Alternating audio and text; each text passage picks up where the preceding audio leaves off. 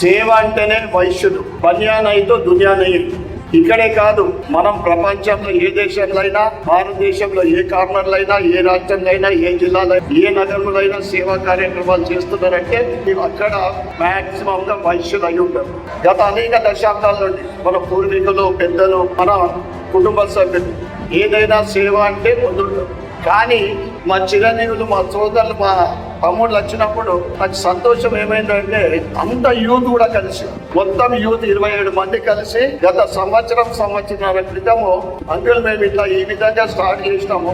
అంటే ముఖ్యంగా చిన్నారులకు చదువు విషయం లేదా ఇంకేదైనా అవసరాలు అనుకుంటే ఈ విధంగా ఈ ఫౌండేషన్ స్టార్ట్ చేసి సక్సెస్ఫుల్ గా నడుస్తున్నందుకు ఒక కార్యక్రమాన్ని నిర్వహిస్తున్నాం.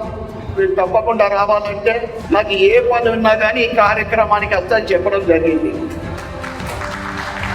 ఎందుకంటే ఈ ఆలోచన ఈనాటి కలియుగంలో ఎట్లా ఉంటుంది, యూత్ అంటే తినుడు, తిరుగుడు, షోకులుడు అంచు.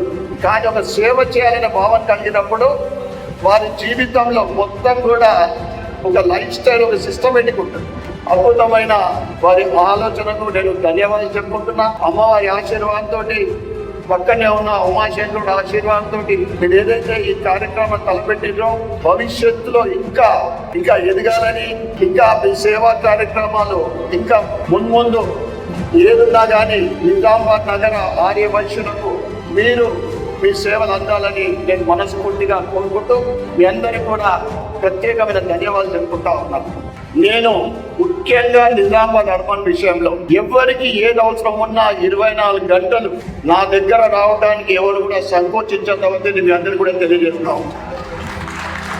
మీ కుటుంబంలో పెళ్లి విషయంలో ఏదైనా సహాయ సహకారాలు కావాలన్నా, మీ పిల్లల చదువు విషయంలో కానీ, ఇంకా హెల్త్ విషయంలో కానీ ప్రభుత్వం తరఫు నుండి ఆర్థికంగా లేదా ఏ విధంగా నేను మ్యాక్సిమం హెల్ప్ చేయగలుగుతా లేదా నా ట్రస్ట్ ద్వారా నేను హెల్ప్ చేయగలగడానికి ఎప్పుడు కూడా సిద్ధంగా ఉన్నాను. మీ అందరికీ కూడా నేను ఈ సభాముఖంగా తెలియజేస్తున్నా. అదేవిధంగా యూత్ మీరు తలపెట్టిన ఈ కార్యక్రమానికి, ఈ ఫౌండేషన్కు నా వంతు సహాయ సహకారం ఎప్పుడు ఏది అవసరం ఉన్నా నేను మీకు సహకరించడానికి ఎల్లవేళలా సిద్ధంగా ఉన్నానని మీ అందరికీ కూడా నేను తెలియజేస్తాను.